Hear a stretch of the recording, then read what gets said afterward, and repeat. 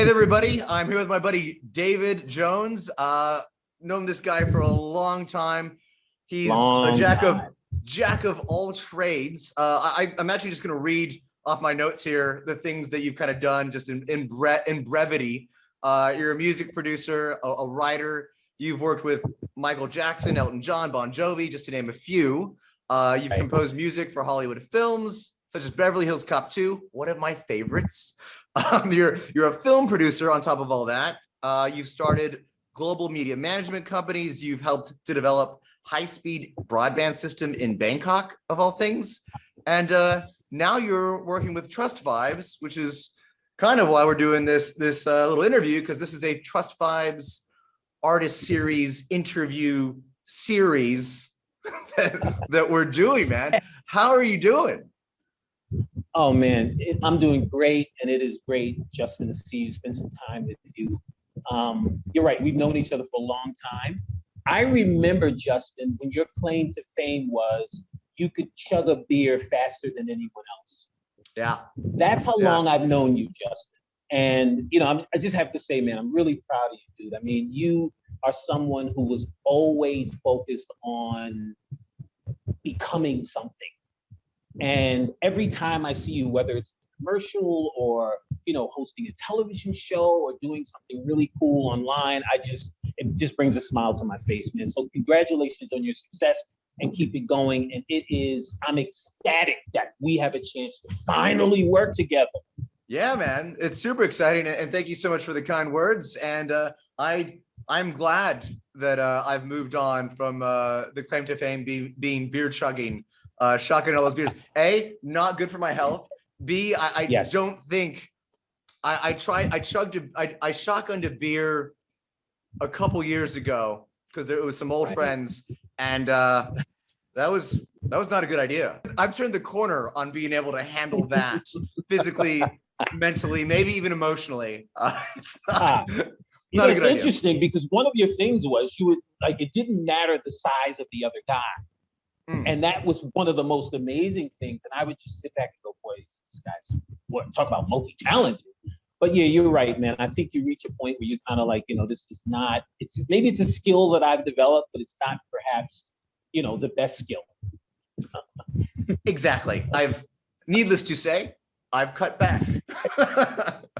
Well, good. All right, man. I just wanted to get into it kind of off the bat. We'll just get the obvious out of the way. Tell me a bit more about kind of what it is that you're doing with TrustVibes. Okay. Well, TrustVibes is for me, it's a right company at the right time. And as you mentioned, I've had a really broad background in entertainment. I started out as a songwriter and a composer, and then ran my own company in Hollywood that was very, very successful. And by the way, it's still very successful. My ex-wife owns it. And she's doing a great job at it. It's a music publishing company. We had 200 writers that we were putting getting their music in film and television. And I got kind of burned out on the music industry because I love the creative part, but the business was just really, really challenging. It was really dog eat dog. And the coolest thing about the music company that we had, the thing that I love that people used to say, is we were the company that got more music artists their first check in the music business than any other company in Hollywood. So it was all about the people. And yet, as business was going on, it was just a grind for me because everything was a fight.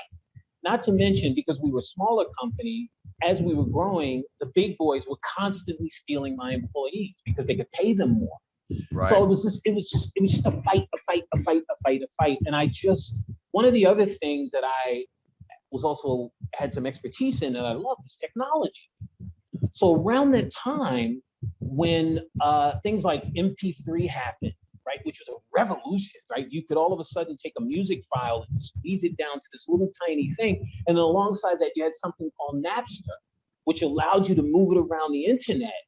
It was revolutionary on one hand, but it was terrifying on the other hand to the people in the existing music structure. And I was a guy who immediately embraced it, said, wait a minute, there's something here. And I learned a lot about it. And that sort of led me down this road of technology and creativity and all those things. And so I've always been a guy who's advocated for, let's find a way to utilize these technologies to move things along. But I've also been the kind of guy that said, in order for the business to grow in the way that's healthy, we've got to move and modify and transform the role of the creative people, right? They've got to have a bigger stake. Their payout, if you will, and I don't just mean financial, but I do include financial, has to be at the heart of what everyone's doing. And so when I started talking with TrustVibes, you know, RJ, the CEO, he and I were completely in sync about that. And I said to him, I think there's a great opportunity with all the new technologies that are out now to be transformative, to be disruptive, and to create a solid business that has at its core, at its foundation, an ability to grow the business. You're always thinking outside the box, different ways to innovate, different ways to make things happen that other people can't necessarily wrap their head around or aren't able to find the angle. And you're that guy. You're the angle guy. You figure out how to make that happen. And with regards to TrustVibes, what is your kind of goals? Like, what are you trying to do with the overall platform and kind of what TrustVibes is trying to achieve? What I'm working with them on specifically is helping to position their offering. In this case, it's going to be the TrustVibes app. To position that app with the existing music community, so that it resonates with the music community. The creator community is a very specific type of thinking community, and it's deceptive. And so one of my main goals is to make sure that the offering, the app, gets positioned with that community so they receive it. And that's been part of the issue. It's not that there haven't been great products or projects. It's just you have to go into this existing community and they've got to understand it and appreciate it, and in some sense put themselves at risk to try it. So part of what I'm doing with them is, an example, working with them to get their language right, to get their messaging right, not just an idea, but how you say that message and when you deliver it, where you deliver it, to whom you deliver it, how you position. I'm going to bring in a bunch of my friends who own companies that have a lot of creators in them. One of my friends manages a CEO of a company that's got tens of thousands of bands, local bands all around the world that he helps to kind of manage their schedules. So TrustVibes for them is an additional way for them to make money. Remember, what artists ultimately want is they want to be able to turn their creative endeavors into their business. But how's that going to happen? So with TrustVibes, again, I'm working on getting the language right, helping them to, to take their amazing technology, but to make it accessible. You were mentioning finding ways to reach the artist community and make this app not just accessible to them, but also appealing. How do you do that? Because there's obviously a lot of people trying to, gain access to creators and content creators and artists right now. How are you attempting to make this happen? Can I take you back a little bit? Yes, please. To bring you up to date? Okay. Take me on a journey, David. Let me take you on a journey. So let's go back. Let's focus on the music business, but let's understand that as I talk about musicians, I'm also talking about actors. I'm also talking about artists. I'm talking about dancers. I'm talking about anyone that at the heart of what they're doing, it's a creative, it's creation, and it's in a creative industry, right? So it's a business around that. So the thought process, right? And I'm speaking, I made a lot of money as a songwriter. So the thought process for me wasn't, I'm gonna write a song and become extraordinarily wealthy. The process was, I gotta say this. I really just have this thing that I've got to say. And I believe that if I can say it and put it out, a lot of other people will respond to what I'm saying with feelings that are similar to mine. That's what motivates creative people. Now, they also want to be not just compensated, but appreciated for what they're doing, right? So, and it's interesting, because if you were to ask a creative person, what do you want more, the money or the fame? What's more appealing to you, the money or the fame? But I don't necessarily mean fame like Hollywood fame. I mean notoriety that you're a good creative person. I would bet 75% or more would say I would take fame with no money, as opposed to the other way around. So that gives you kind of a foundation. At least for me, I've always thought that, and I've always considered that when I look at the industry. Now, if you look and see what's happened since technology, computer technology, internet technology has become a major part of the entertainment industry, the creative industry. Let's again stay with the music industry. So the music industry had a challenge with Napster and with MP3, whereby all of a sudden they found their copyrighted music being moved around the internet without their control. They were completely out of the equation. And what they did was they demonized the technology. And I don't know if you remember, but what they did was they started suing customers who were, if you had a bunch of movies in the music industry, a bunch of music on your hard drive, they try to throw you in jail. And what they didn't realize, my opinion, was that the reason that people were utilizing Napster and MP3s to put across Napster and so-called stealing music was because the relationship between artists and fans was broken. Right. See, think about it. Michael Jackson released, I think, 8 solo albums and sold 1 billion records. 1 billion records, Justin, on 8 albums. Now, there's all sorts of Michael Jackson's greatest hits, but I mean, the original material, it's 8 albums. And now, how was he able to do that? Well, Michael Jackson was able to do that because the music you're hearing are his life experiences, his heart and soul and everything he has in him. So what happened in the early 90s was the music industry was takeover time in the business world. And you had these smart guys on Wall Street who were looking at industries that were inefficient, and they were saying, boy, if we came in and put our efficiencies around that business, we could triple the revenue and our profits. And music was a perfect target. Why? Because you had a guy like Michael Jackson. So you got some smart guy on Wall Street going, well, wait a minute, God, if he did 8 albums, sold 1 billion, imagine if he did 30 albums.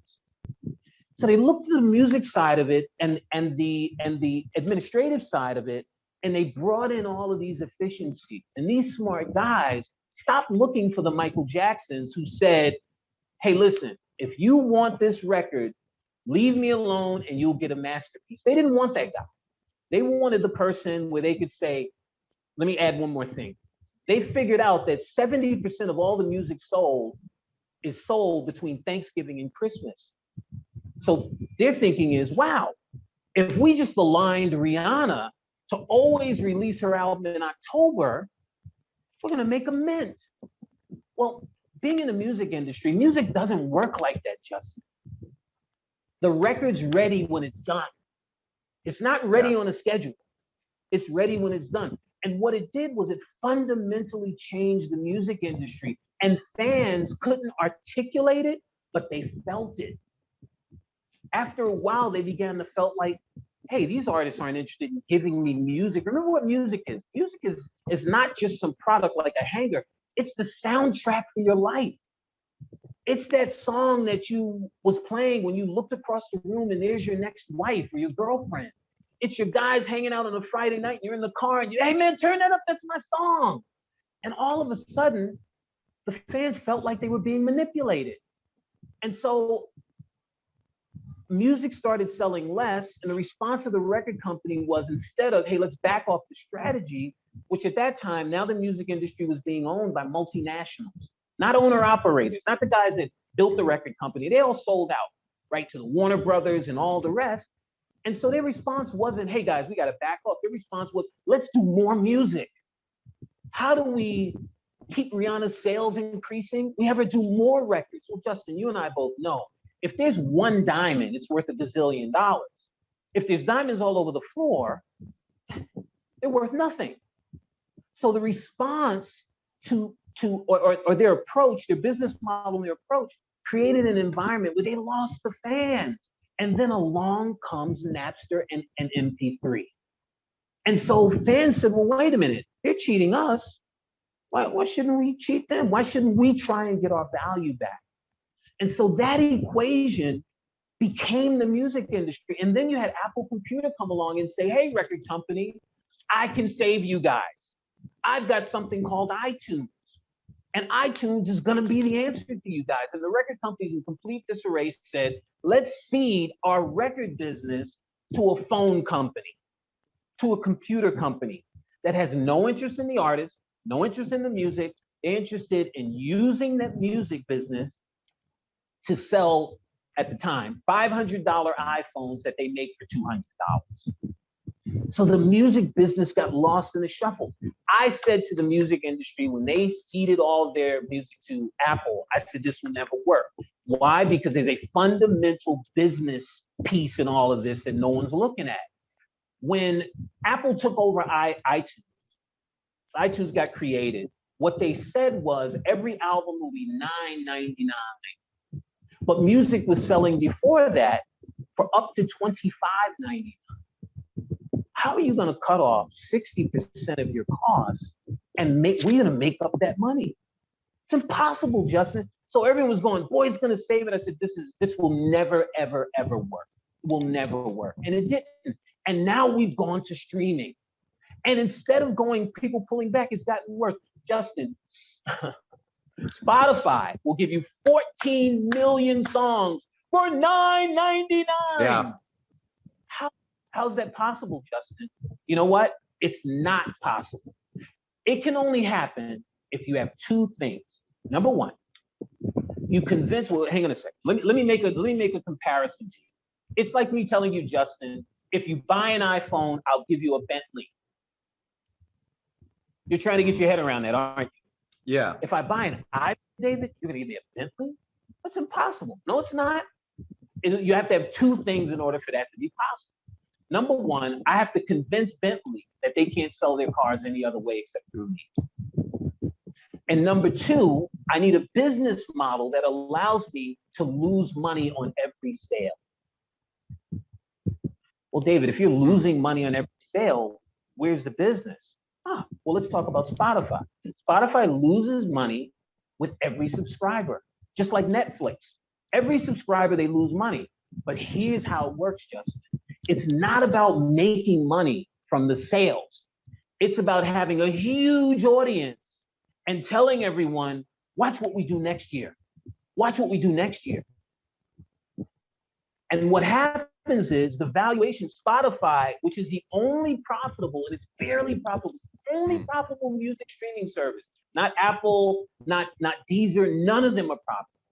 And they barely make any money, but if you look at their valuation, it's almost $50 billion. So it's speculation. So they're able to say we've got 100 million subscribers, we got 110 million subscribers, we got 120 million subscribers, not making any money because they'll do anything to get a subscriber. They'll lose money to get a subscriber, but the valuation goes in the back. So Daniel Eek is worth $4 billion with a company that doesn't make any money.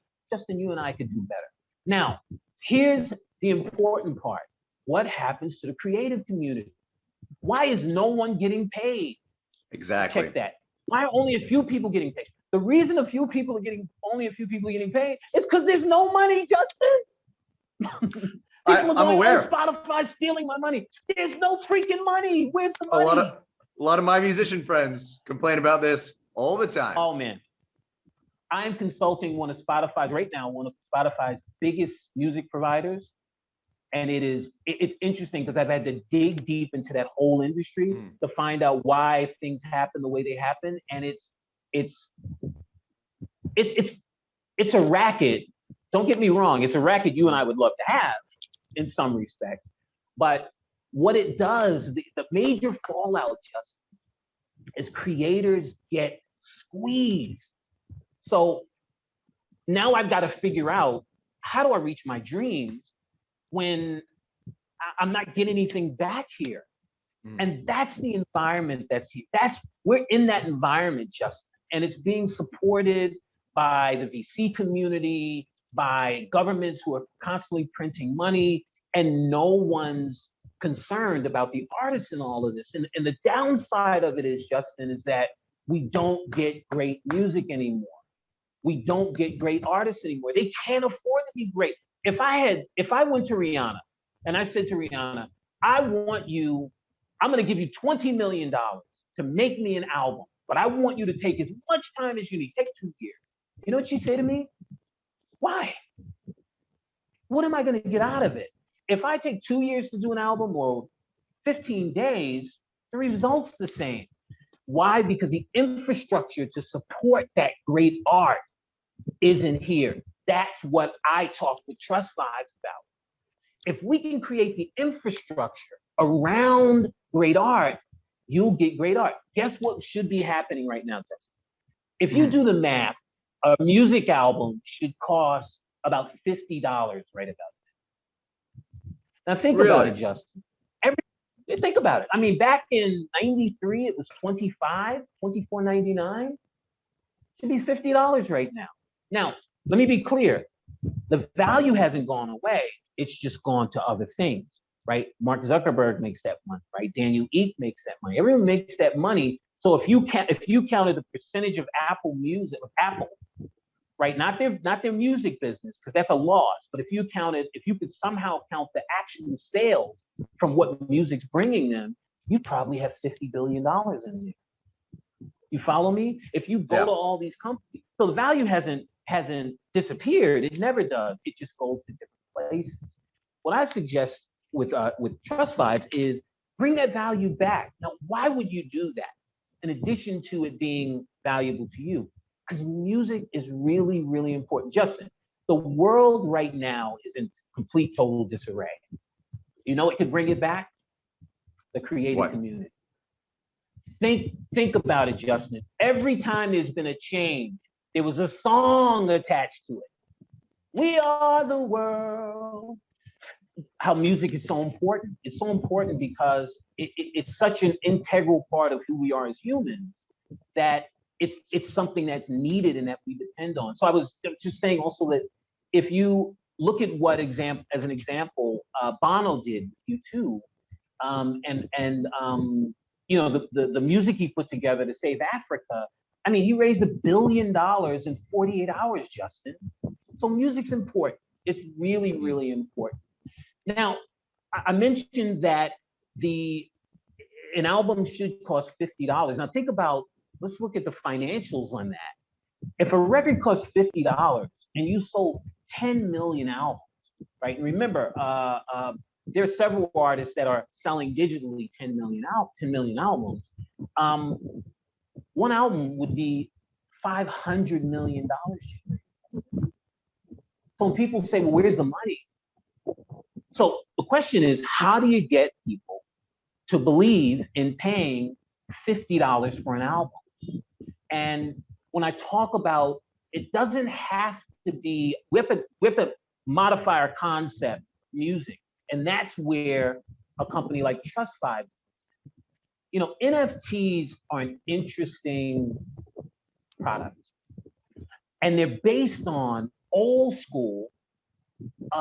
old school sort of music business, where people want to have a piece of the artist. Old school entertainment, where people want to have a piece of the actor or a piece of the painter, right? And so NFTs offer a sort of a bridge into fans being able to get a piece of the arts. That's never changed. It's just they've become less accessible. So NFTs offer that. I can sit here and talk with you about it, but there are major, major challenges to unlocking that value. But it starts with building up the value again in the creator community. How do you think this is going to work when you're trying to create this value within the creative community? I mean, because one of the things that you just said a few minutes ago that I found really interesting was when you were saying the actual quality of music has gone down because artists don't need to spend that much time on their music to see the benefits. Therefore, why do it? And but I mean, isn't that also partly the consumers don't require it necessarily to be of that high standard anymore either? Like, is it a chicken or the egg kind of thing? Well, I think it can be a chicken or an egg kind of thing, but I think what happens is it's been a chicken and egg sort of thing. Here's what happened. You had people that had no concern about the music all of a sudden being in charge of the music. So those things didn't mean anything to them, right? It didn't mean anything. The irony of it is, if you look at all the record companies, even today, their biggest revenue generator, 80% is their catalog. It's not Cardi B, it's not Rihanna, it's not Lil Wayne, it's not Justin Bieber, it's all that stuff that got created before, right? So there's proof of what I'm talking about. But let's talk about how you create that new dynamic. Part of the challenge has been, when we talk about transformation and disruption, has been, how does something get transformed? How does that happen? Well, in order for it to happen, there needs to be three components, right? The first one is you need tools and strategies, right? The second thing you need is a business model that supports that transformation, that's disruption. And the third thing you need is intent. If you look at Amazon, right? Amazon is a perfect example. People thought, now let me add one thing to this. When I talk about tools and strategies, they have to be very specific. They can't be general. What's a general tool and strategy? The internet. Everyone thought, you might remember this, that when the internet came about, everyone said, oh, music artists they're not gonna need record companies anymore. They've got direct access to their fans, they're gonna create. It didn't happen. Part of the reason that it didn't happen is because the internet is a general tool. Anyone can use it, and it's equal to anyone who does use it, right? It's the same thing. So those with the largest resources are gonna be able to take the best advantage of it. So just like you had artists being able to do that, we have record companies being able to do that too, better and faster. Amazon came along and created a business model and tools and strategies that work together to create Amazon. So did Netflix. If you look at Netflix created this amazing company utilizing these tools and strategies. We're going to get you the music across the internet. We're going to do it this way. We're going to set up this worldwide infrastructure. So those two things, the business model, right? We're going to give cheap movies, and we're going to change your model from thinking you pay a lot and get a little, or get one, to you pay a little and you get a lot. And the third thing is the intent. Well, what's their intention? Their intention wasn't to empower artists. You need those three things. Why didn't it change? Why didn't Spotify change everything?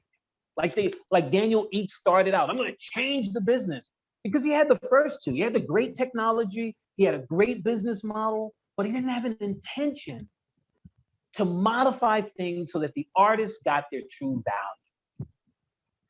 This is what needs to happen. Those three things need to happen. And again, that's why I'm excited about TrustVibes, because at the heart of what they're doing, they got great technology, a great business model, but the intention is we are going to build up value for the artists. And as a result of doing that, we gain value as well.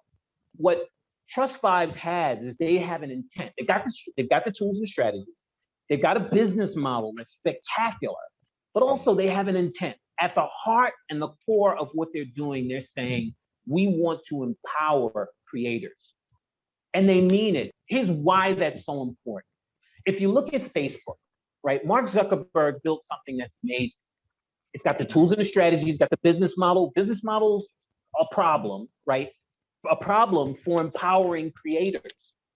Right now, why do I say that? Because if you have a business model that's based on time, I want you to spend as much time as you can on my platform. Why? Because I want to put advertising next to you.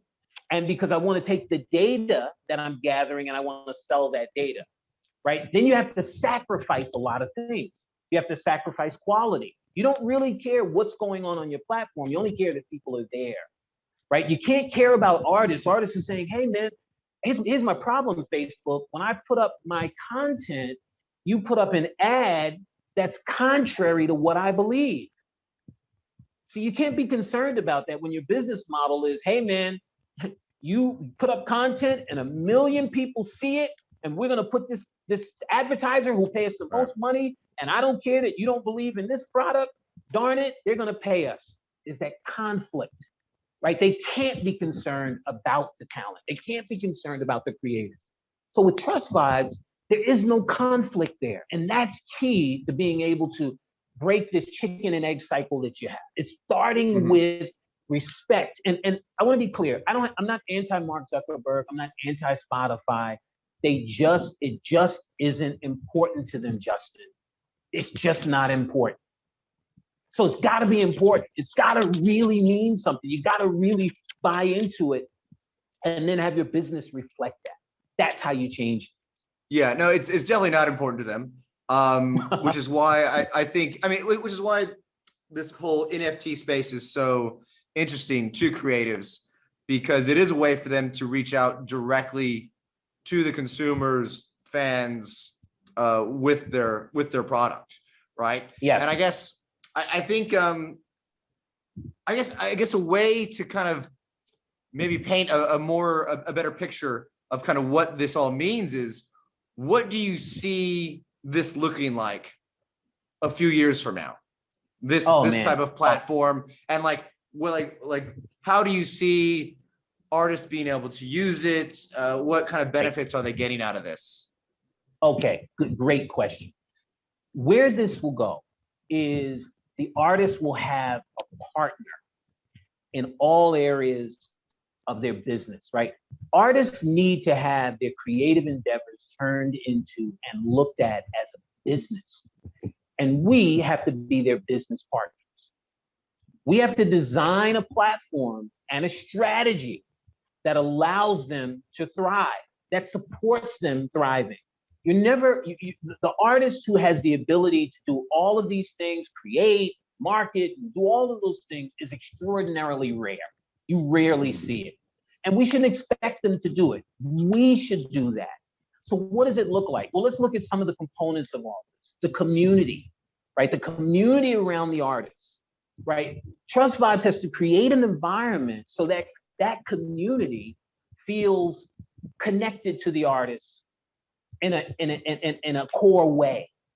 And at the core of all of it is trust, right? So TrustVibes has to play a large role in creating trust. And by that, I mean, how do you create trust? You're consistent over time, where you're showing people that we appreciate who you are consistently. So what do I see? I see a platform that develops into, as I mentioned, a partnership. And it's not just NFTs. It's the artist's entire creative endeavors. Everything from concerts to movies, to live plays, to everything that they do. They're going to need a trusted partner that provides them with up-to-date tools and strategies that allows them to maximize whatever it is that they're creating. Now, along with that, Justin, what we have to do is, because we're morphing in terms of the types of economies, right? We went from the creator economy. Now we're in an economy where people are saying, you know what, I want to participate. Facebook had the great benefit of not giving back anything near to what it was taking. But now people are realizing, hey, look, you're getting all my time, you're taking all my data, what am I getting out of this? We moved into something called the passion economy. And the passion economy is a lot smaller than the social networking economy. It's a lot different. It's a lot more targeted. So what I say is, Justin, I'm a fan of you, and I want to support you. I don't want anything in between you and me. I don't want a Facebook in between you and me. I want to feel like you and I have a close connection. And also, I want to know that you appreciate me. So you now have the option to show me, hey, David, I really appreciate you. Well, how can you do that? You give me exclusive things. You may even allow me to participate in some of the revenue that you're making. You do all of these things. So what do I see with TrustVibes? What do I see as a future? I see as a future where the communities turn into actual community, not just online, online and offline, very, very powerful, where they're working together. And then what happens is you can take one community and then put it next to a community based on the similarities of those communities. So now people can share. Some cases they can come together and come apart. In some cases they merge. This is what should happen, and this is what's available. This is the scenario under which you can charge $50 for an album. Remember, Justin, you may not, that record, that when I say an album, you have to, again, expand your idea of what an album is. What am I talking about? Maybe I'm not talking about just a piece of music. Maybe I'm talking about a piece of music and a film and some NFTs and all those things that get you $50. Something else unique, a message that's, to an individual or a group or. Absolutely. Right. All of those things. So that's what I see as being possible. But you got to be clear. A good friend of mine who is a whale in the crypto space. He's one of these guys that's made more money than you would ever imagine. Always reminds me. Oh yeah. And he was back in 2014 saying David Bitcoin, and I was like, yeah. Anyway. I remember that meeting happening several times with several friends. Anyway, go on. Well, I'll tell you some good news from my end. I listened the last time. So fantastic. Yeah. What he would say is that, if you want to see what something is, look at how it's operating, right? If you look at society, right, you can see where society puts its priorities by how it's operating, right? There's always wars going on, right? When people talk about solving big problems, it's challenging for us. Why? Because we haven't built that into our model. But if we build it into our model, then those things are ordained. They must happen. So this is why I'm an advocate for it and why I'm so happy about being involved with TrustVibes at the beginning here. Because I'm advocating for, I'm saying, listen, you gotta put these in because they will flower, they will bloom. And people, I mentioned earlier where I said, the music artists, when Napster and all those things were there, they couldn't articulate what was wrong, but something changed. And similarly here, because again, we're talking about the creative space, people will feel it. People will understand it. They'll get it. Boy, this is different. And then you get the momentum. So that's what I see. And that's what I'm bringing to TrustVibes. That passion, that love for it. Yeah, it does seem like the next step with regards to artists being able to not just monetize, but to be able to connect with their audience. Obviously, I think the step before this has been things like crowdfunding and I think Patreon. With those lack is things with Patreon. There's always another platform to go through. It lacks that direct community component. I've started actually imagining and packaging how these types of scenarios are going to work in my head. Really, really, and maybe I should be saying this, but really only now that you've been talking.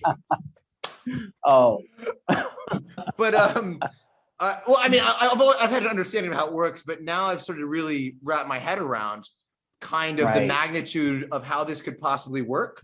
Not just for the artists, not just for the artists and the fans, but for the actual community. That's the component that you've driven home to me now, is this community component of this type of scenario where it's also you and the artist and you being able to network in a certain way. Let me add one more piece to it. That is sort of the 800-pound gorilla in the room. And that is brands, sponsors, right? What's their role in all of this, right? They should have one, right? Because they make up a large part of our lives. I had the good fortune of being on the phone with the CEO of one of the largest advertising companies in the world about a company that I was looking to launch that was a transactional network. And it's got a lot of similarities to TrustVibes, which is why I know this space so well. And it was an interesting conversation. A good friend of mine is one of his best friends, and he got me on the call to talk about this company. And we talked about the state of advertising in the digital world. And he, it was an off-the-cuff conversation. He was really candid with me. His take was sort of, David, look, we got to be on social networks because that's where everyone is, right? We've got to go there. But we don't really kind of understand all of it now, likes and shares and all that. How does it translate here? But it's a train and it's moving fast, so we're on it. And I said, well, how'd you get on the train? He said, well, part of the problem is we've got this barrier with people in advertising. People don't like advertising. I said, I humbly disagree with you. I mean, if we went to a football game in the UK, every football team has a massive brand logo on their jersey. In fact, if I took you to buy a Man U jersey and it didn't have the brand on it, you wouldn't buy it. Now, what happened? If I took you to a Formula One racing race, there are brands everywhere, and people have no problem with it. Well, why is that? Because they've gained permission to market to you. They took the time to gain the permission. Just to go back, when you mean gain the permission, what do you mean by that? Yes. As far as them being able to put their is, brand on a jersey or a car? What they've done is the fans understand the role that the sponsor plays in the entire scenario. As in they're financing the team they love. Absolutely. And it's 100% clear to them. So it's okay to do that because I'm getting all of this. Clear value proposition. I'm getting more than you're asking me to pay you. I'm in. Okay. So now let's look at a company like YouTube, right? So if I said to you, Justin, I've just seen the most beautiful woman, not in the world, that God has ever created. And she just did a YouTube video and I want you to see it. And you go to YouTube and before that video plays, there's an advertisement. And that advertisement, you've got to wait those 5 seconds or 10 seconds or 30 seconds to opt out before you can see the video. Now, what just happened? What just happened was YouTube put one of its most important stakeholders, the fans, in competition with its most important stakeholder, the guy that's paying all their bills. That's your business model? Now, why did that happen, Justin? Why did the advertiser end up being in front of the video that I want to see? Could you imagine having a grocery store where you said to people that came to your grocery store, wait a minute, before you come in, you're going to have to watch an ad in front of my store. That's what they're doing. Why does that happen? It happens because the advertiser initially had their ad in front of the video. I'm sorry, beneath the video, on the side, over here, and nothing worked. So the advertiser said, all right, YouTube, you want my money? I want to be in front of that video that Justin wants to see. But look what's happened. YouTube has now put me in a position where I hate the advertisement. Why is that the best model we could think of? Now, why does that happen? Why does that happen? It happens for a number of reasons. It happens because what tech has decided is that they don't need a relationship with me, Justin. They can watch everything I do on their platform and they can figure me out. Last Wednesday at 8 o'clock, David ordered a pizza. 2 Wednesdays ago at 8 o'clock, David ordered a pizza. 3 Wednesdays ago at 8 o'clock, David ordered a pizza. So what are they going to do? They're going to put a pizza advertisement at Wednesday at 7:30 on my YouTube. And what am I thinking? I've had pizza for the last 3 Wednesdays. If I see another damn pizza, I'm going to throw up. And here comes a pizza ad. Or an ad for cholesterol pills. Thank you. I'll take them both. Well, let me tell you, I'm in Thailand. I don't speak Thai. All the ads on YouTube are in Thai. Yeah. Now, why is that? Because YouTube has no relationship with you. When you ask me, where's this going, Justin? Let's go back to that community. That community that's built on trust, that's built around, see what I'm saying? Now you bring the brands in and you say to the brand, listen, we've got a relationship scenario set up here for you where you don't have to be in conflict with the people that want your ads. And they back off. You know the most important part of that conversation, Justin? I said to him, if you look at the ad costs for YouTube, it's anywhere from, and it's impossible to find the exact number, I tried. It's anywhere from $2.50 to $15 for 1,000 views. Okay? $2.50 to $15 for 1,000 views. I said to the CEO, I said, let me ask you a question. What would you pay if I could get a member to answer 3 questions about the ad that you post? Not a bot, the actual member to watch your ad and answer 3 questions. You know what he said? He said, I would pay somewhere between $10 and $25 a person, Justin. A person. not 1,000, a person. So my argument is that's the business. So when you talk about the future, now imagine, Justin, if you're getting $10 from an advertiser who's really, really happy because he's only interacting with people that want his product, not shooting something scattershot, what could you do with that $10? You can share the revenue with everyone. That's what I see. That's what's possible. But again, to get there, we need to have the tools and strategies. We need to have the business model, and we need to have the intent. So, and the creators can choose what brands they're affiliated with.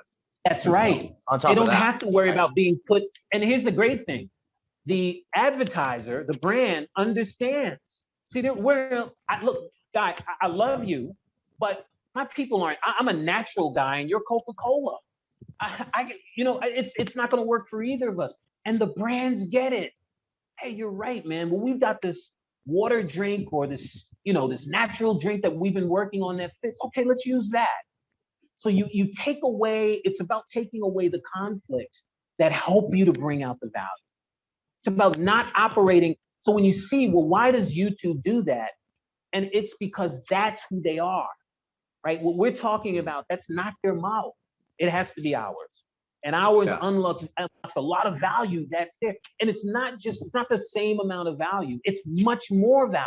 That's why I want to just give you that scenario. It's not $2 to $15 for 1,000 people. $15 a person, man. That's the freaking value. I see every day all these hurdles, and not just for myself, but for a lot of artists that are up and coming, especially that haven't quite gotten into the spotlight yet, and yet incredibly talented people. And in a lot of ways, I think it'll be really, really interesting to see how these types of things can lift people up and help absolutely. To get them that exposure. Remember, when you set up the right community, you know who's doing it right? These Korean boy bands. I have a friend in America whose daughter is a Black girl. She learned Korean because she wanted to handle the BTS fan club in Boston. She learned Korean, Justin, a Black girl, because she wanted to handle the BTS fan club in Boston. And she does. Now, go back to this community we're talking about, right? You're gonna have artists who all they do is create, but someone in their community is gonna be a brilliant marketing person. And they're gonna wanna see that artist reach his or her potential or their potential. And that person is gonna say, hey, listen, I wanna join with you. And the artist can say, you know what? You do what you do. I'm gonna compensate you within this platform. Mm-hmm. So now you have everything you need. That's what's there. You build community, real community, Justin. It's extraordinarily exciting, and the potential is it's limitless. I think. As importantly, and it should never be overlooked. It creates healthy environments, right? We're not just trying to give artists more power. We're trying to create a healthy environment, and that healthy environment will resonate, not just even within TrustVibes and everything we're doing. It'll resonate out where people's expectations, like you asked me before, people's expectations will get raised, and then they'll go and look at other things and go, wait a minute, I demand more from that. Why? Because there's more available. We just have to set in certain standards and conditions. That's how we get back to where we were. That's how we bring artists back to where we were, so they can play the role that they should be playing to move society forward. Is the quality level of the art really that much lower, or are we just getting old, David? That's a good question. I think it's a combination. A lot of my friends are quite a bit younger, and so I'm privy to the things that are popular in pop culture today. And sometimes I'm looking at some of these musicians or singers or hip hop artists that are getting obscenely famous, and I'm like, why? Yeah, why? I can agree with you. I'll tell you two things. I mentioned to you earlier, the business model defines who rises to the top. Like, I'll give you an example in the film industry. If you go to Disney and Marvel, they have their films laid out for the next 5 or 6 or 7 years. Now, how's that possible, Justin? They don't even have the scripts written. How can you say, on May 21st, 2023, we're going to release Avengers 4. How can you do that? Well, in order to do that, you've got to get people that work within those environments. You've got to get a director who's going to deliver that product by that date. So what does that mean? You can't have the creative guy who goes, I got another idea. That guy's out. Mm-hmm. So what happens is the model creates this creativity that you see. Now, here's the irony of it. The most famous and successful, let's skip famous, the successful director is James Cameron, right? With Titanic and with Avatar, and with these next 2 Avatar movies, what did he tell Fox? Leave me alone. You'll get the movie when you get it, and it'll cost what it costs. And he's done, arguably, 2 of the biggest films. So what you're seeing is, when you ask me, is it just that things are less? The environment is creating the artists that you're seeing. The people that need time can't get a meeting. Dude, if you talk about music artists aren't picking. In my day, Justin, I would walk into a record company, and there'd be a piano, and I would play, and the A&R person could tell me, you know, David, the bridge section, instead of doing a B flat, have you ever thought about an F7? Oh, that's a great idea. Now, why is that important? Because we're in the creative business. So think about it, Justin. The movies that don't get made because they can't put it into a time slot in the future. You can't talk to that guy. So what I'm saying is, by being able to change the paradigm of all of this stuff, you then change the creative people. So my argument is, are movies not as good as they were? Yeah. Is music not as good as it was? Yeah, it is. It isn't as good as it was. I'm not putting down any of the existing artists, but that's why I said, you know what I'd like to do with Rihanna? Oh, Justin, I would like to give Rihanna, like I said, I'd like to give her $25 million to make a record, and then have her go all around the world. You know, Aretha Franklin went at one point to London and did all this music with the London Philharmonic Orchestra. Have you ever seen James Brown with Pavarotti? Oh, I have seen my gosh. It's spectacular. Yeah. So I would love to give Rihanna a chance to, listen, I don't care if you don't make any money. Just go and give us some musical experiences that are different and exciting. I'm not saying they don't have the capability. I'm just saying there's no support system for it. Right. There's no support system for Rihanna to create great music. Why?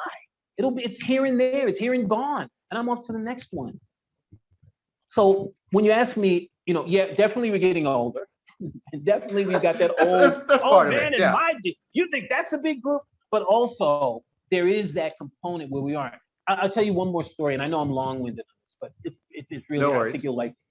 Neil Young created something called a Pono player. It's a digital music player, and I was really into. I'm like, why is this old guy creating this music?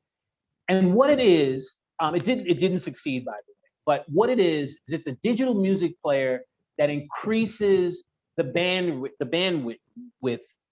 the rate, the quality of the music. And there are a couple of things that do that, but they're mostly just, you know, for show. He had a real product that did it. And so I was like, man, that's interesting. Why did he do this? You know why he did it, Justin? Interesting. He did it because he felt that because music has gone from 44K, right, where 128K, 256K, before that it was, you know, the big digital machines, and before that it was analog, and now we're down to less than 44K, that what's happened, there's something in the music and the frequencies that causes us to be different people. And it's been taken out. And as a result of that, it's more challenging for you and I to disagree on something. Like, music doesn't have its power. Go look at Woodstock. You had all these people, you had 2 million people all together, right? Every different color, shade, blah, blah, blah, blah, blah, blah, blah. So what he was saying is the music has lost its power to influence us. I always thought that was interesting. Because the frequency's been taken away because of the way we're listening to it. You know what happens with digital, right? You take a piano and you put it in digital, right? It cuts off certain frequencies, and then it digitally selects which one it's going to keep to reproduce the piano in your ear. right? That's what Very happens. So interesting. someone's selecting all that. So to make the file small enough to fit through the internet and on your phone and not take up too much space, that's what happens, but it's selectively doing. Neil Young saying, you guys are taking out the soul in the music. The stuff that when you listen to, you know, I was in a Sony Records and they played for me a master of Aretha Franklin when she was 16 singing in the church. And Justin, it changed my life. They had one of those $10,000, you know, record players and all this stuff, and the speakers were 20 grand. And I was sitting there, and I'm not exaggerating, tears were rolling down my face. So, you know, it's all of this stuff, and we're not going to be able to change all of it. But what we can do is we can make people aware of it. And we can, and I believe once they become aware of it, just like with you, once people become aware of it, they become a little bit more excited about it. And they begin to appreciate what artists are doing. We'll kind of end on this positive note about kind of art being this inspirational component in our lives and us needing to figure out ways to preserve the genuineness and the pristine components that influence us as people positively. So, and also in terms of the bigger opportunity, business, this is it, man. yeah. There is no bigger opportunity in the creative space than figuring out the things that we're talking about, and that TrustVibes is working on.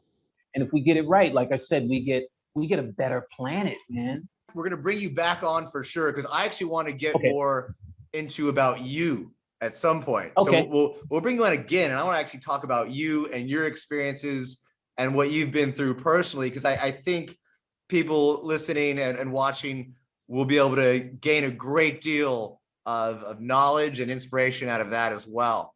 So thank you so much for joining me. Man. I appreciate it, dude. It's been a pleasure. You're the best. I appreciate you, man, and I appreciate your time, and thank you for listening, and you know, to all my stuff and this long-winded stuff. I am ecstatic to be doing this with you, going on this journey with you, and we're going to do amazing things together, man, and help a lot of people. Same, man. I appreciate it. Pleasure to be working with you as well. Everybody, thank you so much for joining us for this artist series again. And we've got another interview that's going to be lined up for you guys to check out very, very soon. We're out.